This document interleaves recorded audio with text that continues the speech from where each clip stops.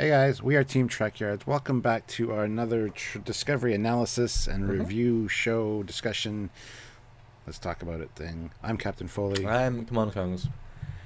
And what are we doing today, Commander? You had something really interesting you wanted to talk about, and I'm looking forward to it. Well, this new show is Prime, also they say, and everything that they add is adding to this great tapestry of canon, and a few things really stood out, and one line in particular.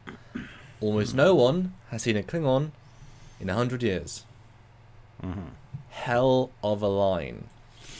And just like, with Enterprise C, there's like this lost era, there's sort of a lost era between NX and TOS. This show is filling that gap. But to say that, I was really taken aback, because that sets the entire era of there into sort of some sort of stone. What was your thoughts about this when they said that line? Same thing, because we know we had seen them quite a few times in Enterprise, but I'm sure that they kind of avoided each other after that. Some of those skirmishes were kind of intense, so I can see them keeping their distance and only being spotted on the borders kind of thing, patrolling their own territory.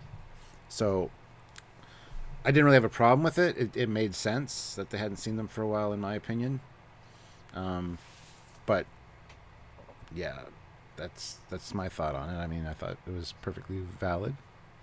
Yeah, it's just really fascinating that both the Romulans went into self-imposed isolation and the Klingons went into a self-imposed non-interaction. Like both of the other two major races of the quadrant, like for the first, basically the start of the Federation is everyone for it themselves, and then TOS onwards we have continuous relationship with them, even leading to Worf in Starfleet, Picard being the arbiter of succession, this huge intermingling of cultures. That's pretty huge. So it's amazing to think that I assumed from what we'd seen in Enterprise that it just been there've been relations and battles and discussions and just things for 100 years. I mean, 100 years is a very, very long time, even for a Klingon. That's a hell of a lifespan, Yeah. But to have them distinctly non-interacting. Now, they said almost no one had seen a Klingon, with sporadic interaction. So it wasn't like an isolation like the Romulans, after they lost the Romulan War. Yeah. But I was I had said in our previous video that with the galaxy being, both 3D and vast, pretty continuous, the Federation and Klingon Empire, they wouldn't have set up neutral zones at this point because there's no reason for that yet. They have a neutral zone, don't they? The Klingons and the Dukes of Organians, that was the thing. Yes. But so they just have borders, I suppose. But there's if the borders collide there, well, all the rest of the circle is non-Federation space. So I'm sure they're off dealing with other races like Tholians and maybe Romulans and such. So obviously dealt with everyone else. But there's some interesting. Oh, sorry. I was just gonna say because in Starfleet battles that's the thing, right? During they're tangling with the Romulans or not the Tholians on one border. The Klingons had a big problem with the Tholians for a while, and same with the Romulans taking on the Gorn. That's why they disappeared. So it makes perfect sense because you do have many political borders. So, but if you look at where I made some, and you've got them in front of you as well, Stuart. There's some notes. So in the sort of timeline of Star Trek, our first interaction with the Klingons is 2151, which is the first episode of Enterprise.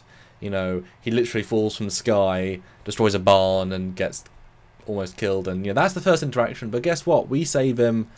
Good news. They don't say thank you, but they don't kill us either, so it's fine. A little bit rocky, but we actually help them. Lots of interactions throughout the Enterprise series, from interactions with the High Council to Marauders to just a lot of Duras. A lot of different things. The last canon interaction with the Klingons is 3 years later in 2154 with the augment virus. So the augments, led by Nguyen Soong's ancestor, they stole the Klingon bird of prey. They exposed the Klingon Empire to the augment virus in terms of what it could do, because they were able to take out a crew of Klingons with literally no effort, and so they wanted to create human Klingon, in a sense, hybrids. Use the strength of an augment virus, but then Phlox managed to save them, and that was a big deal. And that was the last time we see them in that canon, and that's, like I said, that's 2154, and we cured we cured the deadly part of this virus. But they do say that one of the very last lines of the Klingons talking in the canon is, millions of Klingons were infected, and their children will inherit it. So it is only millions out of the trillions of people in the Klingon Empire.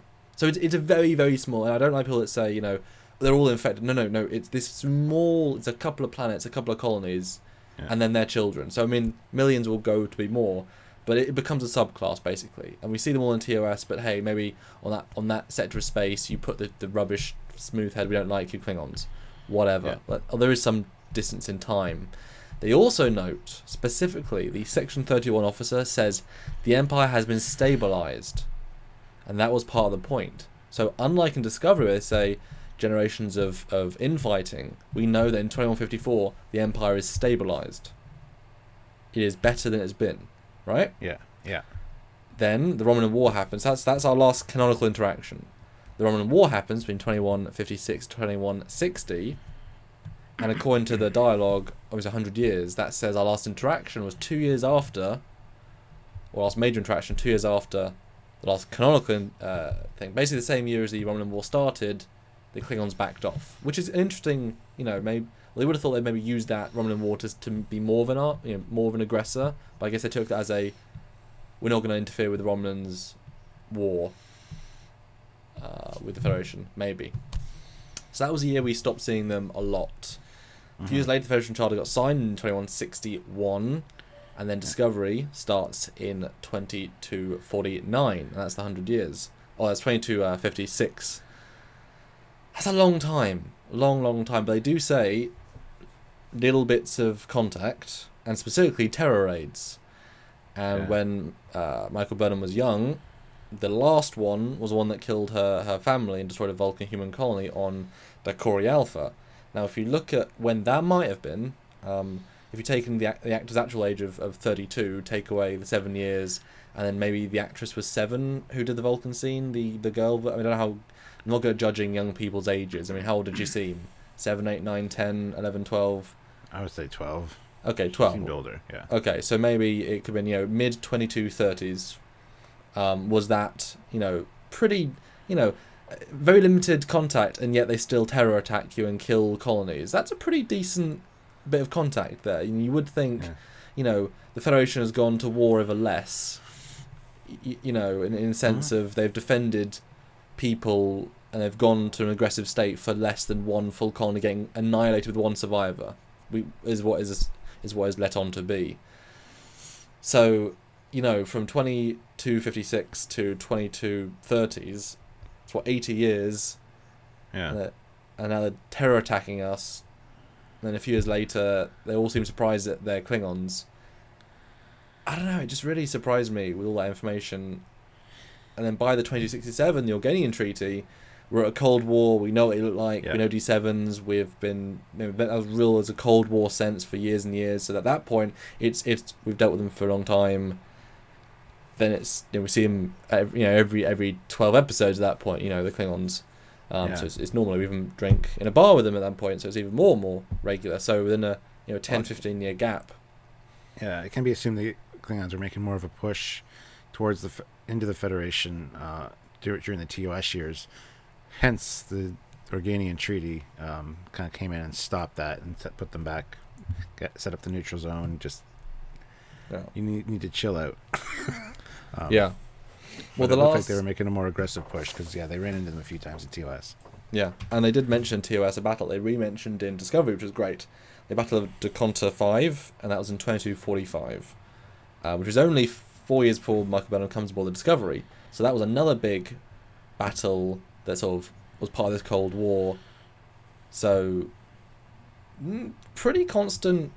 You know, there's some pretty. We keep hearing about these aggression. I mean, I guess 5 or 6 years in between isn't a lot of aggression, but they keep doing bad things to us, and we, I guess, let it happen. But it just seems such an interesting to take that little chunk of canonical thing and remove the Klingons basically as a thing. You know, I mean, we are saying that our future knowledge, how important Klingons are, but I guess in the Enterprise era, they discover 5 dozen races. The Klingon is just one you see more often. We see Suliban more often. We see Tellarites more often. I mean, they're just one of many. So, I mean, look at the Xindi. We saw them for a year. They didn't come back again ever. So if the Klingons didn't come back ever, I guess they wouldn't really bat an eyelid. Yeah, exactly. I mean, a lot of times you run into a species and either for one reason or another, they want to avoid you. Either they find you too aggressive, or there's you know, I forget the name of what it's called. Xenophobic, I guess it is. Yeah. And like they claim that about the Zindi as well. That's why the Zindi weren't seen again, really. Or there's some kind of issue with biology, like some kind of disease that could possibly get contracted from the other species, so you want to avoid them at all costs or whatever. So yeah, I don't think it's much of an issue as far as not seeing the Klingons for 100 years that they say in Discovery. Border skirmishes, small little things like that. And then the terror raid was kind of odd, but I don't know, that could be a rogue band of Klingons that decided to, start stirring things up again and show that the Klingon Empire isn't weak or whatever, because it's like a Klingon thing to do. So, yeah, I don't see much of a problem with any of that. So, but it was interesting because you live with all this Starfleet battle stuff, which was trying to fill in these gaps.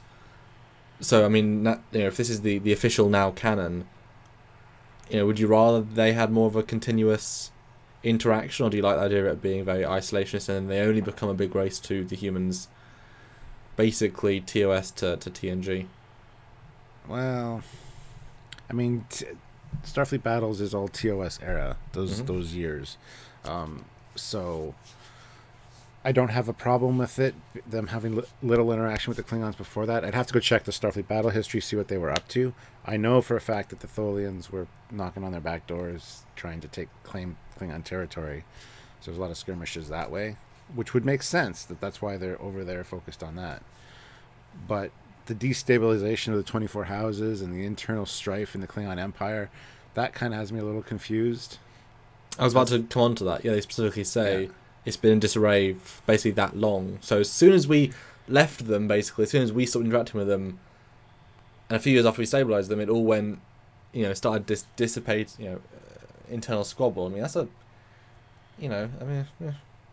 yeah. Well, I think a lot of that could be due to the augment virus. Families that have it and having to, but like I said, it's millions of people of trillions. Oh, I know, but all it takes is an outcast group of people to cause problems and want to be in political power that they were in before. You mean like Takuvama? Exactly. So they could have the smooth head. They could have the smooth head rebellion of 2283 or something, or 2183. Yes. I mean, to be fair, yeah. I mean, if you're creating this whole subclass, but you still have millions and your children, then maybe they did have an. I mean, wouldn't that be an interesting bit of canon? There was one leader among them that was like, "I'm stronger now," because they never really got into the details of did they retain something bonus. I think they sort of said not really, but maybe a generation on, some of the augment virus was sort of, It would make sense. Yeah, I think that would actually make a lot of sense. But obviously they want to stay genetically, they want to get back their heritage and lose the strength. They're still pretty strong anyway. But to have one of them rise up and say, yeah, I'm not taking this shit from everyone else. We've got birds of prey too. We've got D7, D4, D6s too. I'm trying to work out when. We have D6s too. That would certainly help to stabilize. But, there's so much history that we don't know, obviously, like the lost eras with Romulans. We can't obviously guess why and how so much internal strife, but now they've created such a void. It's almost as if, Michael Dorn was pitching a Klingon show. You almost need a new Klingon TV show to be in this era and just be exclusively Klingon, because now you can do anything in that time period. And we know roughly what designs look like from Enterprise, and we know where they go with Discovery with the hyper radical designs, both in literal and figurative. That'd be a cool show. 6-episode Klingon prequel. Well, I think we're going to see a lot of that in this season of Discovery. We're going to see a lot of the internal Klingon strife. They were talking about episode 4 already, how there's a big Klingon banquet. So I think we're going to get a lot of that backstory and maybe get some flashbacks, because that's the thing in Discovery so far. Get some flashbacks to what happened maybe in those 100 years of the Klingons, which would be really great. That'd be great. I would love a reference to the augment virus. That'd be amazing. Yeah, I mean, the fact that it is exclusively all we see in TOS means it is a big deal. In numbers, it's not. But, I mean, maybe the augment virus guys are the most energetic breeders in the Empire. Well, maybe they sow their oats and they end up having 1 billion by one generation. You know, just like the other augments, you know, superior abilities, breeding superior determination, and arrogance. Arrogance. They want to be out there doing their thing, pushing their agendas. So, I don't know. I'm hoping to see. I think Discovery will answer a lot of these questions. We got enough episodes. We can have enough flashbacks. The Klingons are playing a massive role in this first season, at least. So, I'm hoping to kind of learn what happened in those 100 years. But I think that's right. I think that they've specifically set up that boundary, that the border to entry. You know, we're now entering a new age of relations. Yeah. So that's a huge canonical thing. So yeah, if we're looking at backstory of Klingons, that'd be brilliant. I mean, especially if we're seeing 24 houses. I mean, you can imagine they might all now rally together given the end. We're not going to spoil it now because we're not in a spoiler-filled piece, but given the end of the second episode, maybe they're going to rally together specifically, and you're going to see houses come together, and they'll tell a story. I mean, you know, Klingons love to tell stories of the past, of glorious victory. So you might hear, you know, of glorious battles in 2166 and 2187, and you know all these interesting things. You know, your house attacked me 50 years ago. I was there, but young, and you know, you killed my father. And they have these sort of warring things. I mean, they've opened up. By removing the Klingons, they've opened up a story within that timeline. Yeah. I just don't like the fact that it mimics the Romulans so much, you know? Yeah, well. It seems very odd. And a Cold War, I mean, that's a very, very, very tepidly Cold War. They attack us every 10 years. We do nothing in retaliation. It's not really, you know, it's really cold. It's really, really Cold War. And they say, and the Admiral does say, a Cold War situation. But it's the coldest of wars, and this is almost a real war at this point. So, yeah, I'm intrigued because it doesn't break anything, but it's interesting, you know. And the last thing from me, interesting time wise, the Klingon War with Kuvama, well, I guess, you know, with his people, starts 100 years to the year after the Romulan War starts. 100 years of peace. Conspiracy theory. 100 years of peace and then another war. Sounds about right. Yeah. Wow. Yeah. And as we mentioned in our spoiler full review, the Romulans could have something to do with this because the Romulans could have given to Kuvama the cloak that he has on his ships. It's either a Romulan or a Suliban, basically. They could help to stabilize the quadrant and cause some chaos by not actually getting involved, but playing behind the scenes. Because, really, the Klingons didn't get cloaking technology until the Romulans gave it to them in 2267. But, yeah. Or at least the KDF didn't. Yes. You know, this is a radical sector. Like I said, I guess we'll talk about that briefly now. Yeah, I mean, if Takuvma went to the Romulans and said, hey, we are going to get revenge on the Federation, because they haven't got that same aggression yet, then that comes after Khitomer, you know, the Khitomer massacre. So if they said, hey, we're going to go and basically start a new war, could we have a cloaking device, please? We'll use it really well. And they were like, and they were like, come on. And they were like, okay. And then they used it and they massacred people. I can't see it going down like that. I see the Romulans coming to them going, you want to cause some problems? Oh, look what we got. Oh, you can't see that? Hit the button. Yeah, there it is. I like that.